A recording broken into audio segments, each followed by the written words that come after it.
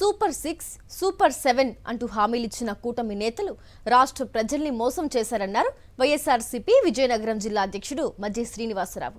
22 నెలల్లోనే 3.5 లక్షల కోట్లు అప్పులు చేసిన ప్రభుత్వం ఒక్క సంక్షేమ పథకం కూడా అమలు చేయలేదన్నారు. మంత్రి కొండపల్లి శ్రీనివాస్ జిల్లా కోసం ఒక్క పరిశ్రమ అయినా తీసుకొచ్చారా అని ప్రశ్నించారు. పథకాలపై ప్రశ్నిస్తున్నందుకు వైఎస్ఆర్సీపీపై నిందలు మోపుతూ డైవర్షన్ పాలిటిక్స్ చేస్తున్నారని మండిపడ్డారు మజ్జి శ్రీనివాసరావు.